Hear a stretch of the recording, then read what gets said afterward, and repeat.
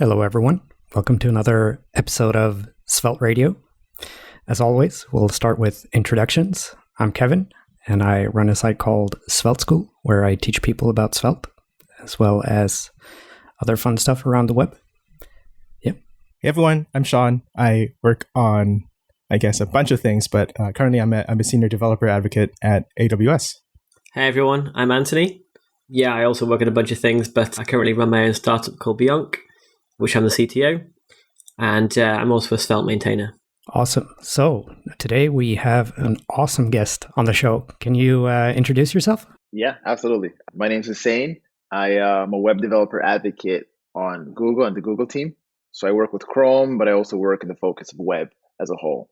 That's awesome. It's kind of my idea to bring in Houssein on the podcast because I thought he'd be a good guest. Houssein has basically dabbled in every framework ever. I didn't know you started out in Angular actually, but I dug through your blog and I was like, this guy did Angular? I first met you at React Boston, where you gave a really good talk that turned into this kind of semi-viral blog post on React performance. And now you're dabbling in Svelte. And then between you and your twin, you cover all the frameworks. I think that's a strategy somewhere. So yeah, I mean, I figured you'd be a really good guest because you have a cross framework perspective that most people don't. Yeah, no, thanks for having me. And I'm glad you mentioned that because I was like, I've never actually properly used Vue, but my twin brother Hassan has been really involved in that space, which is interesting. So you started out with Angular. So can you like talk us through the history of like the frameworks you used? Yeah, for sure, absolutely. So I only got into web development about 4-5-ish years ago, and that happened right after I graduated from university. I was in my first job, and I was just trying to get my footing and like my first sort of role. And then I sort of joined the web development team, and we were building a pretty large insurance platform, and we were using AngularJS. And this was pre-component AngularJS. So we're talking model view controllers, we're talking root scope and bindings and dependency injection and services. So that was kind of my first foray into the frameworks world, which was interesting because I think we see a lot of discussion on Twitter and the like about how, a lot of people think it's better to just first understand JavaScript, the basics of JavaScript before you jump into a framework. There's a lot of other people who think it doesn't really matter. Learning is learning. I think that for me was a forcing function for me to just learn JavaScript because I had no idea what was going on in the beginning. So I felt really lost for at least a few months. Funny story, it was me and my twin brother at the same job, sitting side by side, working on the same project for a year. I can really relate to getting forced to learn JavaScript by doing frameworks. Right? Exactly. Same thing for me. Yeah. Right, exactly. But I think after a few months, when I started actually also spending some time learning JavaScript on my own, but also trying to understand how AngularJS worked, like things started clicking and I was like, okay, wow, now I can see why it makes sense to use a framework. And then from then on, it just kept growing where I tried dabbling in Angular 2 when it was brand new and I started learning how to use Angular 2 Plus. And then about a year after that, I started using React. I actually started using React Native before React, because I was like, it might be cool to just build a mobile app. And I had an idea for a mobile app. So on whatever time that I had on the side, like I was still doing my day job, I'll go home and I was like, let me try to build a mobile app. It took a long time. I did it and I was like, this is super cool. And then I only used React for the web after I used React Native, which is, I think, an interesting direction. But I think it was also cool too, because it actually showed me how the framework worked. Yeah. Most people usually do it the other way around, right? They start with React and then React Native. Exactly. Yeah. Exactly. Well, you wrote the book on React Native too. That's fun. Yeah. So I worked with Devin, who at the time was at Airbnb, but now he does freelancing and a lot of contracting work. And then I worked for Full Stack IO, they're a publishing company. But I wrote an Angular book with them first.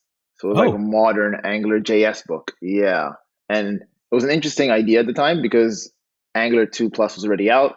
And Nate, one of the main organizers in the publishing company, was like, maybe we should actually talk about actually building AngularJS apps using all the new tooling in the AngularJS ecosystem. Like, how do you build component AngularJS apps? How do you migrate to Angular 2 Plus? So it's a very interesting idea.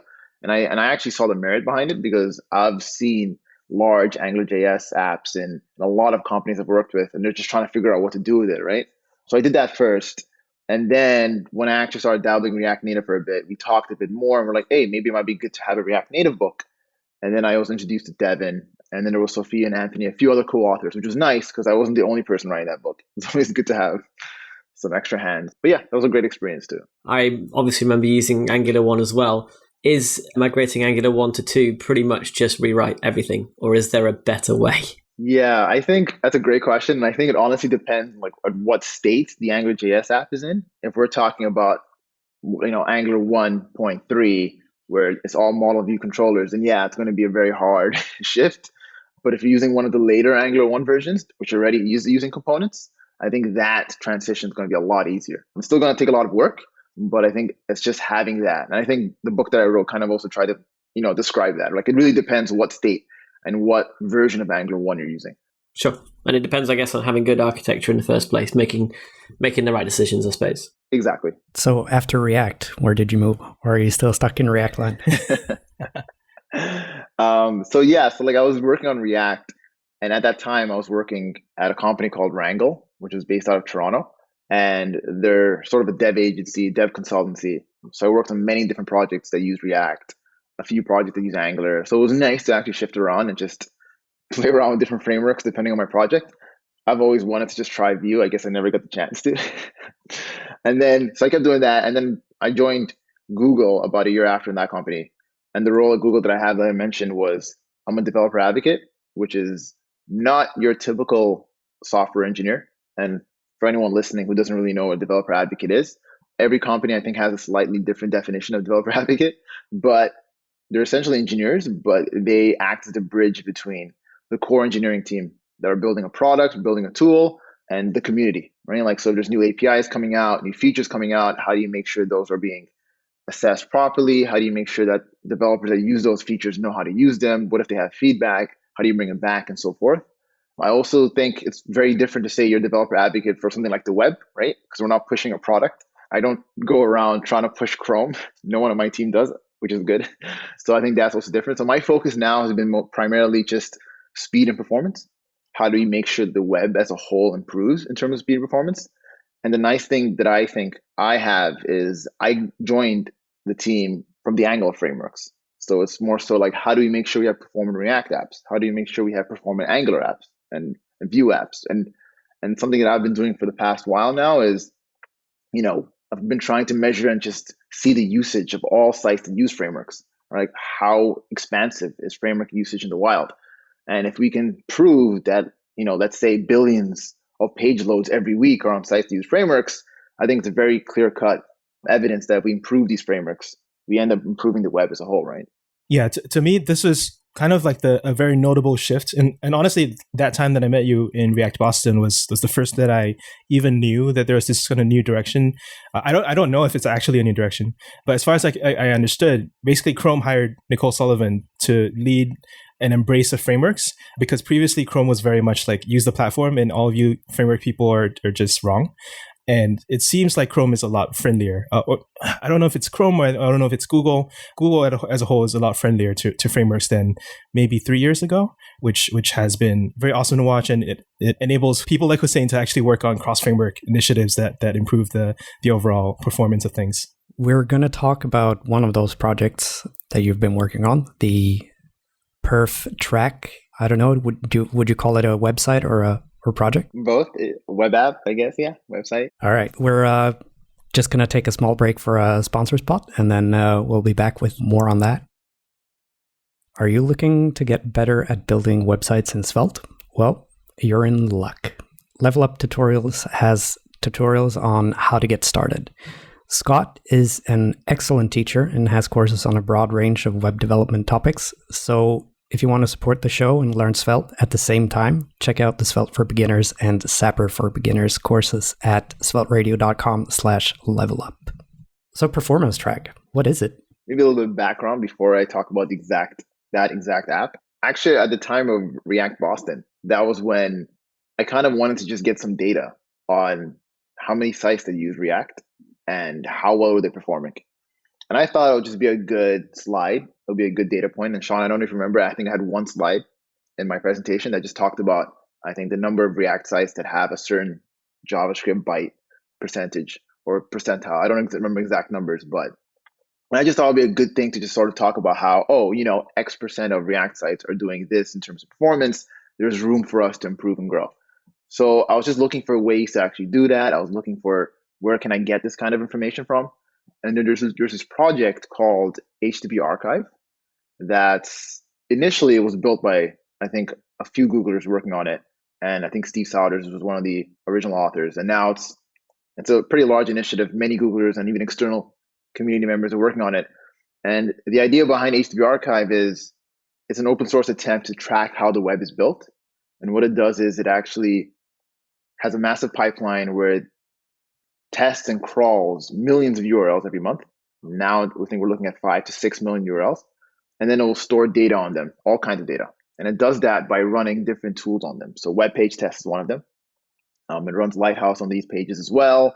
And the nice thing is it just has this massive data set where anybody, it's completely public, it's free to use, and anybody can download and just look into the data sets themselves. There's different ways to do that. One way that I've been trying to do that is by using BigQuery. It allows you to run pretty simple queries to just run complex operations.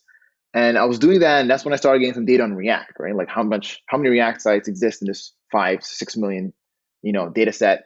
How well are they performing? How many JavaScript bytes are they shipping? And I just wrote this super simple Google Doc that had this information for React and a few other frameworks. And I just shared it with a few Googlers internally. And then a massive sort of thread started where people were super interested in seeing this information. And they were like, wow, like this is really interesting. We had no idea about the scope of, sites to use frameworks. We don't even know like how well they're performing. And then I realized, okay, this is a bit bigger than just a one-page Google Doc. So then I was just thinking of ways of now, how can I visualize the data? So I had a lot of this data in my mind. I was using them in talks like React Boston. And I just didn't know exactly what was the easiest way for anybody to sort of see this information, right? So I've had this idea of maybe I can build this dashboard type of site. I spent a while coming up with the name, ended up with PerfTrack. Probably is not the best name, but at this point it's too late. And I just had an idea of like, what if I can just visualize this data in some way? Also make it possible for people to just pick different months because HTTP archive crawls happen every month. And then what if they can just start seeing trends in this information, right?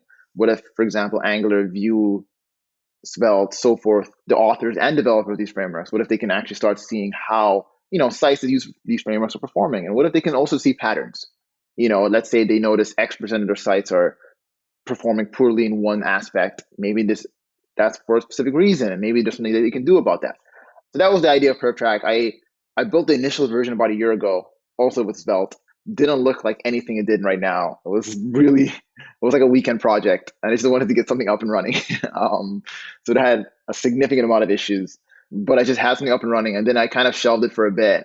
And then I came back and I was like, okay, I think now is a good time to just, clean it up and make it public. And I did that. And I think the one thing that I was really hesitant about was, even though all the data is coming from public data sources, which is HTTP Archive and Chrome User Experience Report, I think I was just super hesitant to have it out in the world because I knew once I did that, people were going to immediately start looking into it and start saying things like, oh, framework X is performing a lot better than framework Y on this aspect. I think framework X is a better framework. This is the framework to use.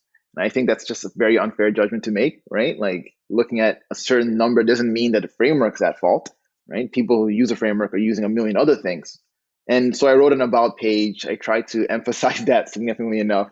I still get that sentiment time to time. And I think it's natural, right? As humans, when you see numbers and you can just start comparing, you're bound to do so. But it's something I've been stressing quite often. And yeah, so like it's up and running. There's been a few contributors already actually adding and helping out. And right now what it does is there's, I think, about 6 or 7 frameworks at the moment. And it shows some core information from HTTP Archive, like, what are the JavaScript byte percentiles? Like, for example, at the 50th percentile, how many bytes are React sites shipping? And it does it for total bytes and image bytes. And then I'm also using Chrome User Experience Report, which is another data source. And this comes from Chrome's internal metrics pipeline. And then that actually tells you real user information, like real user metrics, like how are users experiencing first contentful paint in your site? Like how long does it take them to see the largest element in your site? Are they seeing any layout shifts? And that's all real information. We're not just looking at lab data. We're looking at how real users experience it. So there's a section of the site that does that too. There's like 6 or 7 metrics where I show that information. But yeah, so there's this initiative called Web Vitals and Core Web Vitals, which actually only happened about, I think we had announced it about 6-ish months ago. And the idea is we have all these metrics we've been telling developers to look at and authors to look at for a while now, right? Like a lot of people in Chrome are very heavy on these important metrics, not just Chrome, other browsers as well. But we sort of had this initiative to group these key metrics into one thing. And for example, when we say core web vitals, we mean 3 metrics: largest contentful paint, first input delay, and cumulative layout shift. And the reason why we have that is we think that that's a very good characteristic of performance. You're not only looking at just paint times, you're looking at other things like layout shift and how long it takes for the user to interact with your page. And even though that might change in the future, the metrics might change in the future, the initiative is here to stay. So there's a section on PerfTrack that actually shows these vital metrics. And I think that's also super useful for people to see. Maybe this is, I don't know if this is a thing you know or not, but there's a notion that the service worker now doesn't really contribute to the Lighthouse score anymore. Someone was telling me this morning that it's become less important.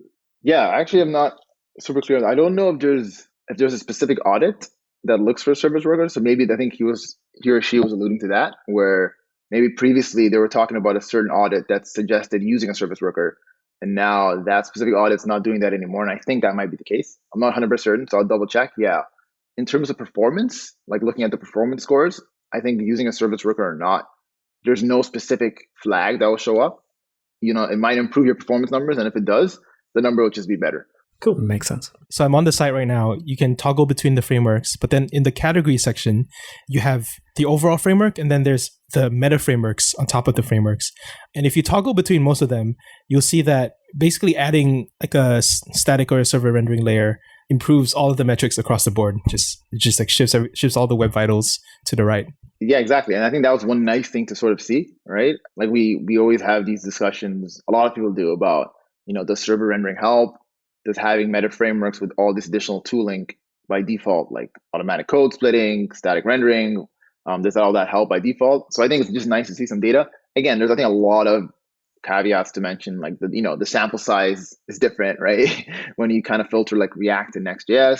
So I think there's always a lot of those things to keep in mind, but still looking at the overall data, it's still interesting to see, right? How that number actually shifts when you pick a meta framework over just using all of a certain framework like React. I have a question about, I guess, the metrics. So to you, it might feel like you've been advocating for this for a while, but I feel like the messaging, especially on the new metrics, like I guess first input delay and cumulative layout shifts are like the newer ones. That really only picked up like in the past year or so. But I think Nicole, in some of her talks I think she did like a tour of conferences last year. So one of the issues that we have as in framework land is that we definitely take a hit in terms of load time to load more data so we can do client-side routing, right? Nicole was basically saying we don't have a metric to do the trade-off between like, okay, we'll load more stuff in on the first load to make the subsequent loads much faster. Or is the idea that everything should be async anyway, so we'll just like chop that off? Like what's the thinking behind that? Yeah, no, I'm glad you brought that up. Even like in PerfTrack, right? Like it's great to see things like, paint times, but just like you said, Shawn, when you're talking about something like, using a client-side framework that has client-side routing, we miss a really important aspect, right? Like the fact that when you have your JavaScript bundles hydrated at the beginning, just navigating between pages doesn't need a new document, right? It doesn't need a new server interaction. I think that's just really important if we're talking about frameworks in general, right? Like that's a trade-off you get from having a large JavaScript bundle to begin with. So that's a really missing blind spot right now, in web vitals and core web vitals and metrics in general. And Nicole is super invested into that, which is awesome. She's been doing a great job. And it's been so nice to have someone like her and other people on the team that are just thinking of that from the lens of frameworks as well as just, sites that client-side route in general. So that's a really missing blind spot right now. The good news is Nicole and a lot of other people as well on the Chrome Speed Metrics team are looking into it like actively. I think it's one of the higher priorities right now. And it might take some time, but it'll be hopefully, in the near term, not in the very long term, we might start seeing things we can use to actually measure, right? And then it'll be nice to now actually look at that and just compare and be like, oh, you're using a framework. Yes, your first paint times might be slow, but you're getting a lot better, in terms of client-side navigations. One thing that we've also been doing in the Chrome team, like we have a small sub team that have been working on improving frameworks itself. And we've been working a lot with the Next.js team, trying to see if we can have that framework improve significantly. So one thing that I did was I actually added some performance marks and measures into Next.js's routing framework. I just had like sort of a custom identifier so people can actually now measure.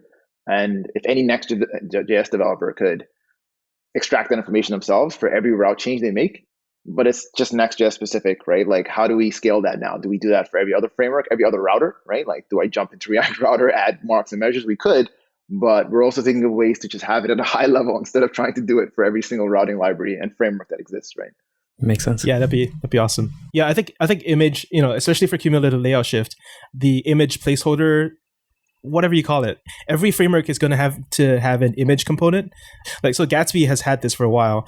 Some of your colleagues opened some PR to Next.js. It seems like it's a really good thing to have.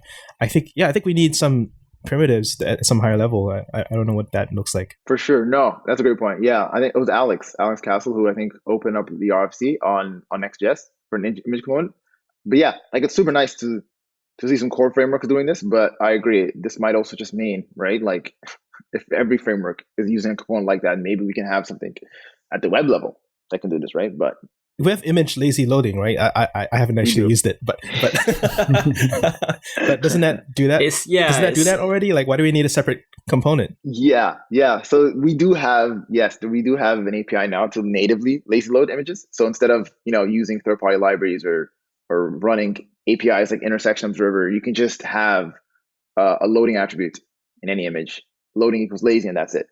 So it was super, like, when we announced it and launched it, it was great. I think the feedback was super useful. A lot of people had, some interesting feedback about what are the thresholds, can we control how, like, as a developer, right? And I think that now fine grain control is not available yet, but at least the functionality is there. So I think the image component is it does take lazy loading, but it also looks into a lot of other things. It looks into image sizing and responsive images. It looks into, having an appropriate placeholder. So the thing is, a lot of things that an image component in a framework like Next.js could do. And the idea, I think, behind Alex's proposal is, as a developer, I wouldn't need to worry about any of this, right? I just want to have my image, define my image, and then let the framework take care of all of it. So lazy loading is one thing, but there's just a lot of other aspects on top too. Yeah. Lots of features. Makes me compare it to React Suspense as well. They intentionally released it sort of without any knobs, and like it was just like a suspense component only for loading components.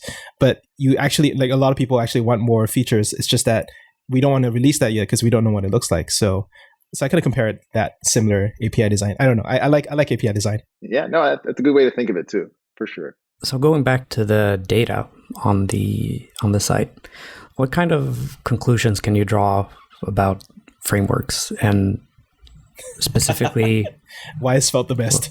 Yes. And Preact, to be honest, right? It's also doing very well. I have to make an observation here, because before we start, like, this Svelte has, the split is really weird on Svelte. So most of the applications, like 2/5 are really small, and then 1/5 is really big, and everything else is in between.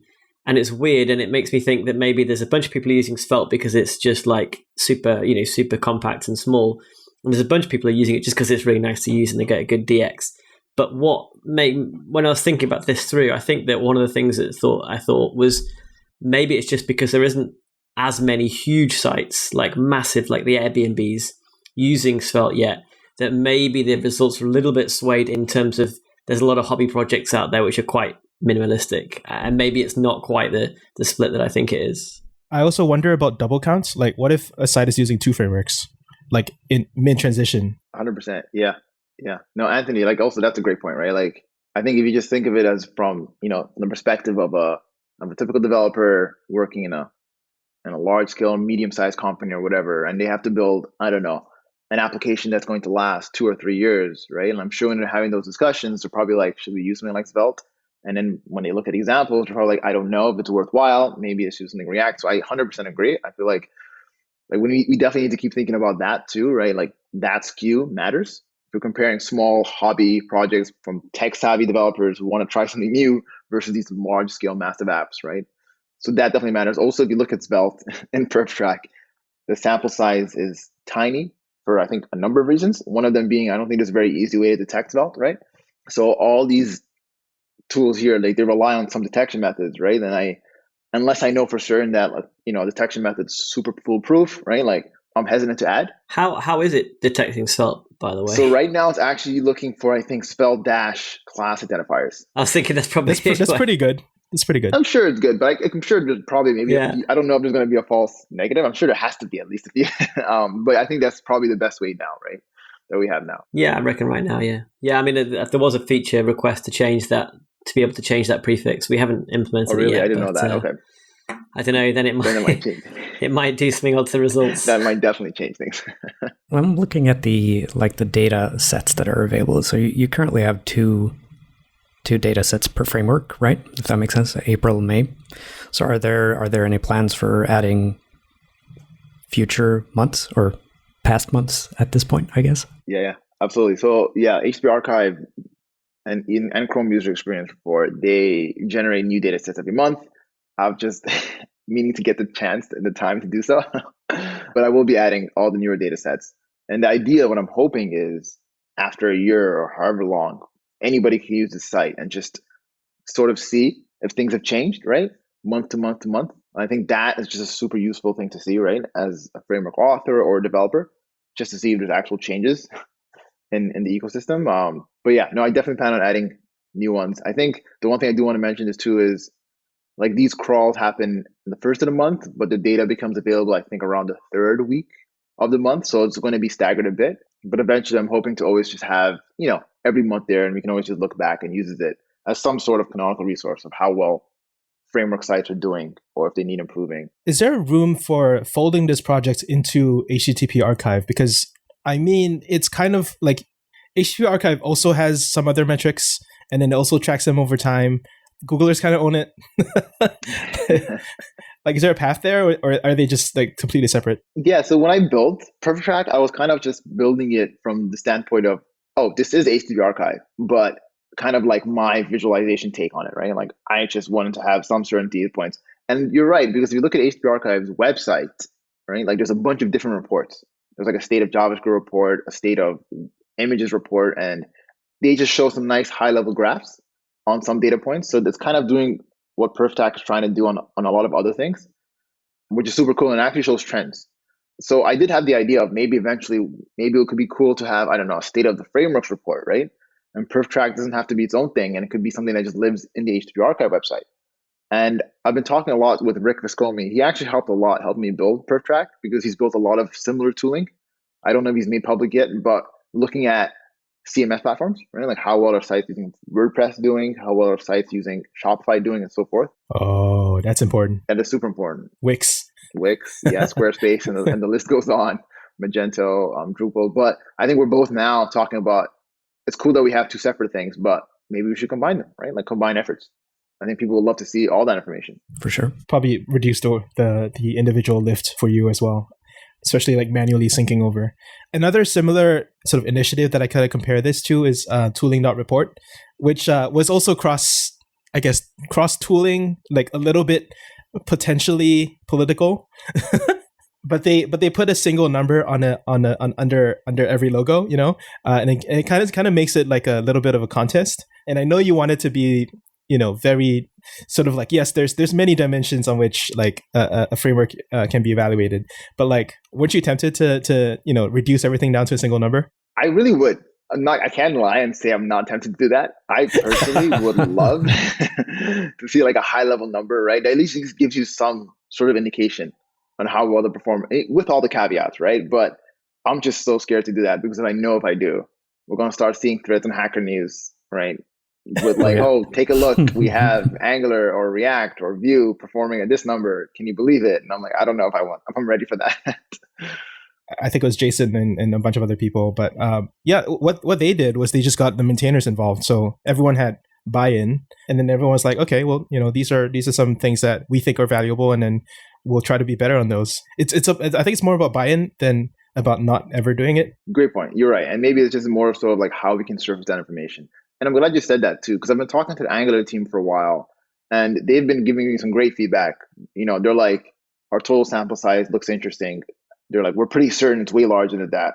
There's something going on in the detection method. So like, they've been helping me try to figure out if there's something wrong. And I don't blame them for thinking that, right? Yeah, they're at 0.4, and it could be like, maybe it's just Angular 1. Yeah, exactly. Like the way I've done it now is just specifically just Angular 2+. So it's not including Angular 1. But even then, right? Like maybe there's something missing. Maybe there's something I'm not doing that's missing a lot of Angular sites. So you're right. I think getting buy-in is so important, especially also if we end up trying to show like numbers or high level indicators that just tries to sum everything up. Yeah, I like that. That's a good way to put it instead of just saying no. Just another question actually around the data that HTTP Archive uses. Where does it get its list of URLs from? Like, does it, how does it pick them? Yeah, so there's some certain criteria.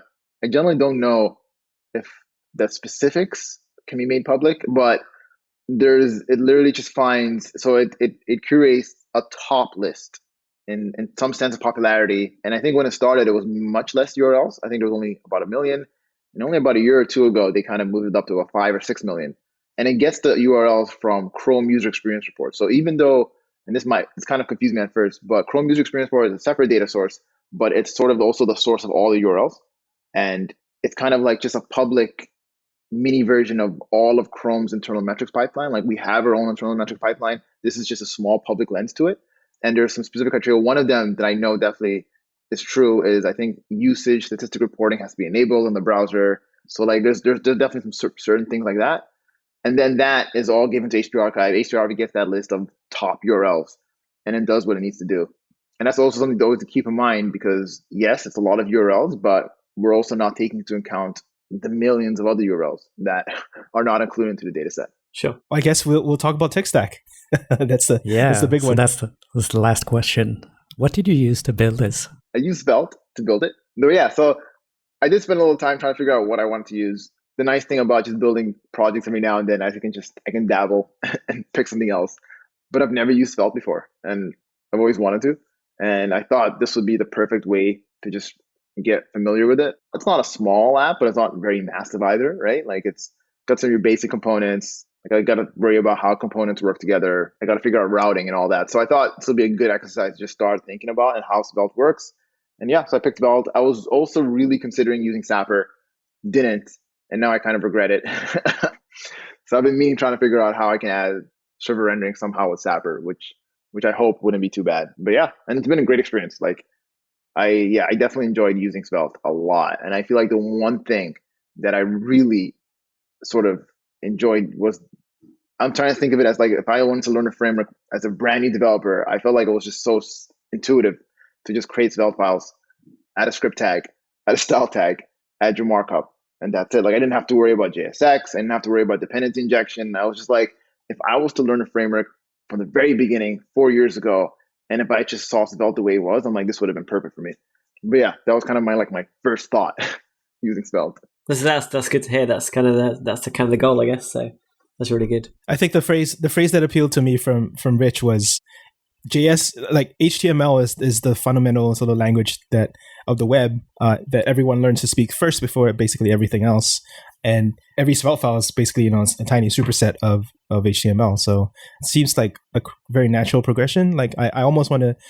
Yeah, I don't know if it's like appropriate, but like like beginners, like if they want to start with Svelte first, and then like I think that's a really good idea actually. Yeah, 100%. Yeah, like I feel like now if somebody asked me and said, "Hey, I wanted to use a framework, and I just want to learn how component scoping works. What do I use?" I think immediately I'd be like, just try Svelte instead of suggesting, "Hey, use this other tool, but you got to worry about this and that too, and got to learn that." Right? Like I think Svelte would be a very nice thing to just try out at first, right? So no, I agree for sure. So I personally went from React to Svelte, and I was so amazed by the developer experience. Right. It's really nice. I went from Angular 1 to Svelte. Oh wow, that is super interesting. Yeah, this is back in the day. Well, I was traditionally a backender, and I sort of had to do front end because I was running a startup based by myself. So I sort of learned front end. I learned Angular because I kind of knew a bit of it anyway. And I have to say it's like night and day going from all the injector patterns and stuff and services and we'd actually componentized the Angular app, the Angular 1. I have no idea what it even was, 1.6 maybe, I don't remember. But it was componentized, but it was just a lot of wiring. And we were trying to do the same things that when I looked at Svelte, I was like, well, it's already there. It's already done. So it was an easy sell. For sure. When was it? Was this like a number of years ago? This was when Svelte 1 was the thing. So double braces, lots of handlebar type stuff, and Lots of nice bugs to play with, yeah, but it was great. It worked, and I started using it for like widgets to put in other sites because it was perfect, no runtime, that kind of thing. And then when I had to go and work on the main app, I was like, oh, how do I move this? How do I move this off now? Yeah, that's when it gets kind of, when you start dreading it. But once you start, I feel like it's not as bad as the anticipation.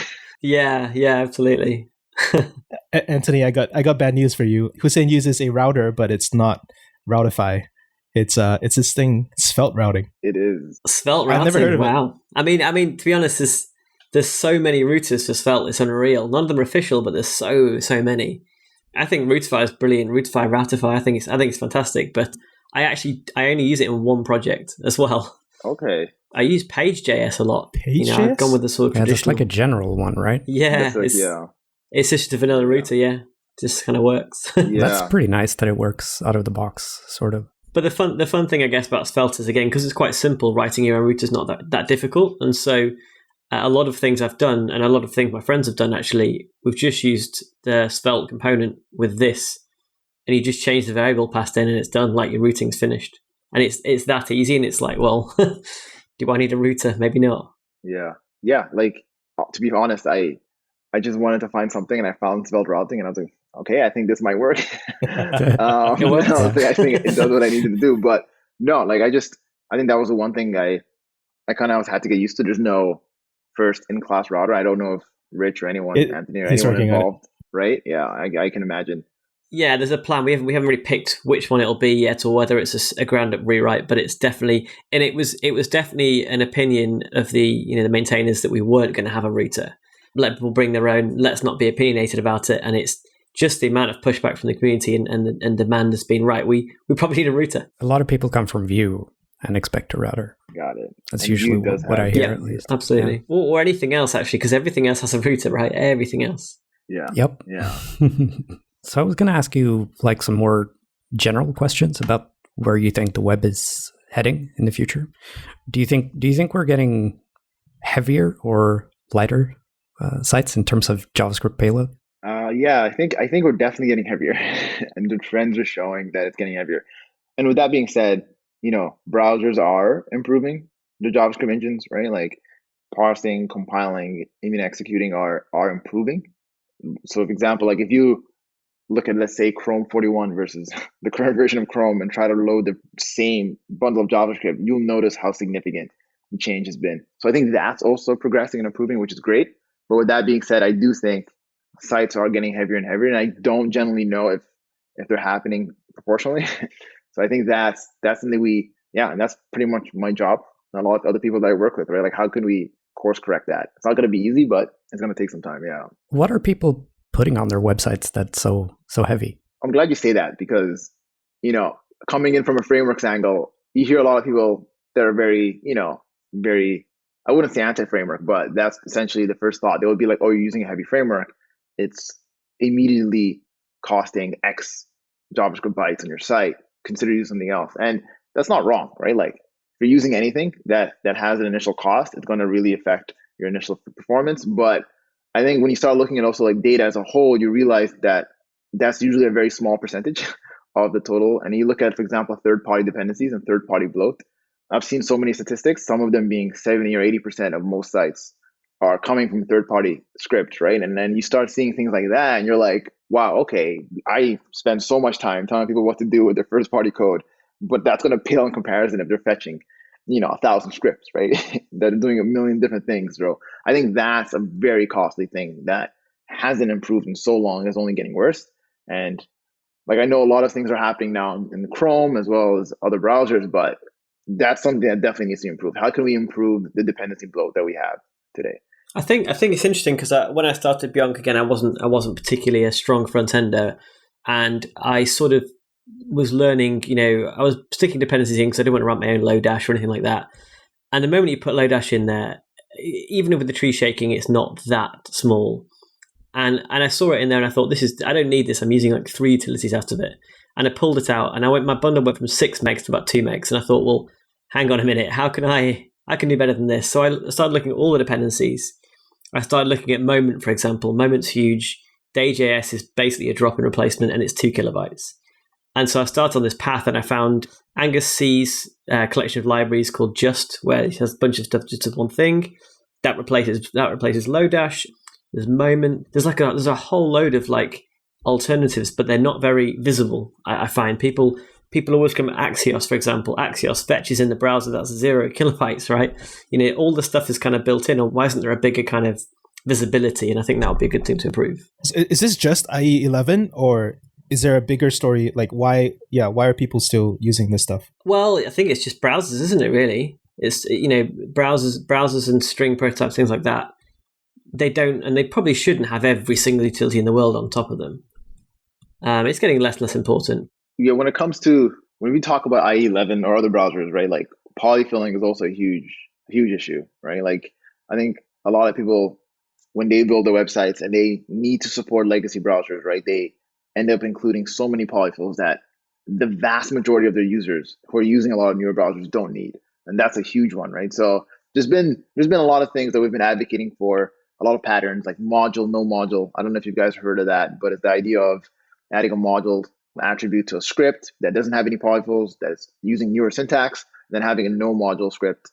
So browsers can now selectively pick the right one, which makes perfect sense. But a few folks, me, Jason, Gary, and other few other people are actually looking at ways we can make that even better, because although that's super useful, a lot of third-party dependencies in general are being published using legacy code, right? Like as if somebody who pushes something to NPM, they're not trying, I think most package authors aren't trying and thinking of ways of using the most newest syntax, right? So they're just trying to make it as widely as usable for everybody, for every browser, right? And they just want to make sure that anybody can use a package. So I think that is also an angle we need to be looking into a lot better. But yeah, so I think that's browser support is huge. And I also think part of it too is just knowledge, right? Like Anthony, like you might be super savvy enough to actually spend some time looking into your bundles, be like, why Axios is here. But if you think of the millions of sites out there and the millions of developers using millions of like legacy applications, they probably don't even know what's actually happening beneath the scenes, right? So I think just developer knowledge is a huge factor. Yeah. I think actually one of the hardest parts about that process was, and I think I was using Webpack at the time, was actually installing the plugin that gives you the report of what you send in your bundle. That was probably the hardest bit of the whole process. And I think that's almost, it feels like it should be built in almost now, like a flag, because it's really important. It's really important. 100%. You're probably using Webpack Bundle Analyzer or something similar like that. Something like that, yeah. Rings a bell. Like exactly. And I agree. This talk about like dependencies really makes me want to build like a small website that just shows you like alternatives to all these heavy, widely used packages. That would be really nice to have. You may not need, and then just fill in your dependency. Yeah. That's a great idea for it, actually. There is a guy who's done this. It's a very unknown small project right now, but it's the groundwork is there. Well, can you name it? Like, it's going to stay unknown if you don't. I wish I could. I'd have to search my GitHub stars. It's too unknown. I'll maybe edit my picks. Yeah. It sounds like something we could promote at some point. I have a couple of thoughts on this. There's a few things. So one is, I think there's a culture that I really like in Svelte, where Svelte is most people's second or third framework. Like most people don't come to Svelte straight away, so they're a little bit more thoughtful about dependencies when they come to Svelte. Partially because they come to Svelte for the bundle size reason, and then I just see like all the tools in default in the Svelte ecosystem tend to be a little bit more conscious about the weight that they add, and I think it's something that comes from Rich Harris himself. Like he wrote a blog post which I really like. He said, I think it's called something like small modules, maybe not, like where it kind of questions like this whole culture that we have of like, okay, well, we'll import this one thing that imports this other thing. And it's like, yeah, it's a Unix philosophy, but there's a whole bunch of defensive coding in there and we don't really audit what we bring in. But it does tend to have this like weird upside, like, like Stranger Things, like there's the normal world that everyone else lives in, and then there's the upside down world where like it's just like the duplicate versions of every library that people use. Most of them are done by Luke Jackson for some reason. To me, that's not a world I want to live in as well, because like I want everyone to kind of use like a best in class tool, but maybe it's just too difficult at this stage. The other thing that comes to mind, I've sort of mentioned it on this podcast before, but I think since he's your coworker, Ilya Grigorik, who wrote High Performance Browser Networking, but he also talks a little bit about how we're never going to reach the whatever, like 50% of developers who just continue to build big sites the way they always have. Then it just always has worked that way. So they just keep doing that. And if you really want it to work, you have to kind of build it into the platform. And I don't know what the conclusion is, but like maybe this is a problem that reaches beyond frameworks and goes right into browsers. For sure. Yeah. Like frameworks, I think plays a part, but there's definitely a lot more to it. 100%. So it seems like Anthony found the actual package here. I did. I went and looked it up in my stars. So it's really hard to read out verbally. So we'll tweet it as well from the account, right? But it's Pioneer Pat with a 0 after the PI. Smaller -npm packages. Yeah, have a look. It's a very short list right now, but if a few people contribute to it, it'll be amazing. I kind of call this bending the curve because it's very 2020 to bend curves. And but like I thought we were having some impact. I thought things were leveling off in terms of, I think one of the other discussions that is coming up is this separation between people who build sites and people who build apps. Because people who build apps, you're trying to compete with native apps, right, which are hundreds of megabytes. And they don't care because they just sort of do the initial download. And it's kind of unfair to hold all these sites on the same benchmark and give them the same tools to express what they need. So I think there's this discussion about like, what if we had a new document type that was like document type app or something? I don't know if you've seen that, but there's something that Rich Harris has also gotten into. Yeah, I did see some discussion around there. Yeah, I think a few other folks also kind of like wrote some articles exploring that mindset. Yeah, I remember seeing that, which is super interesting. I'm super interested in that kind of information. Like it makes sense to think about things in those lenses, but it's also like, how do we make sure things like that could be sustainable in the future? But yeah, if we're thinking about predictions, I feel like that's one thing that I feel like, I don't know, we might start seeing in, 5 years time, if that's not too conservative. Yeah. All right. I think that's it. Do you guys have any picks? I have one. We didn't warn you. We never warn our guests about picks. We should warn the guests. I need to start doing that. I'm like quickly thinking of something. I'll go first then. It doesn't have to be tech related. It can just be anything that sort of brightens your day. Yeah. Okay. Nice. So I've picked the computer mouse today. It's called a MX Vertical. It looks kind of funny. So think of it like a regular mouse, but you turn it 90 degrees. So you kind of hold it in like a natural way. It's really nice. Nice for your underarms and nice for your underarms. What does that mean? Well, I mean, where are you putting your mouse, man? Like what? Oh, it's like the angle you have your arm in gets better if you turn your hand up 90 degrees. Yeah. It's sort of hard to explain, but it seems to be working for me at least. I'm enjoying it. Nice. Yeah. No, I think I definitely need to invest something like that for sure. Yeah. So my pick is going to be, it's actually weird. It's another weird one. I always it's a tradition now that I have a weird pick that doesn't make any sense. But it's a laptop I don't yet own. I have used one before and I have seen a couple of friends who've got them. And it's a System 76, their new laptop. The name has slipped me by right now. I've completely lost the name, but it's their kind of alternative to the Dell XPS and the HP Envy. It's a very thin Ultrabook, but the nice thing about it is actually the components inside aren't soldered to the motherboard. So you can configure the amount of RAM you want, but I'm going to get one with 40 gigs of RAM because I've been stuck with this Dell XPS, which has got 8 gigs of soldered RAM for so long. And it really struggles. It's struggling with this. It struggles with a lot of things. It's time to upgrade, and I think that soldered RAM should now be a thing of the past. So I'm looking forward to being able to slot some new sticks in there and stuff. And it's got a really nice spec. It's very lightweight. It's lighter than the XPS. In fact, I think it's 100 grams lighter. So it's just over a kilogram, which is not bad for a sort of very modern i7 laptop with 40 gigs of RAM. And you can configure up to a 4 terabyte SSD, which no one in the world ever needs, let's face it. I'm afraid to ask this, but do you guys know how many hours a day you spend on YouTube? Too many. Way too many. You can actually draw it up on your own stats. Like I have to. You just go to the YouTube app and then you just hit to time watched, and it shows you the hours a day. So I spend roughly 3 hours a day, which kind of makes it my second most used app after my podcast player. And so I'm just gonna pick YouTube Premium just because like it lets you skip ads, it lets you download stuff, and I actually got the family plan. So my dad works in aviation, which side note. is not doing well. So he's just been spending all day watching YouTube, and I saw him, and I was like, he's just like sitting through a lot of ads, and I just got the family plan, and it's super cheap. It gets a lot of entertainment, and there's a lot of quality stuff on YouTube, and I like it a lot. So figured I'd pick a Google product here. Nice. Yeah, I think I have one.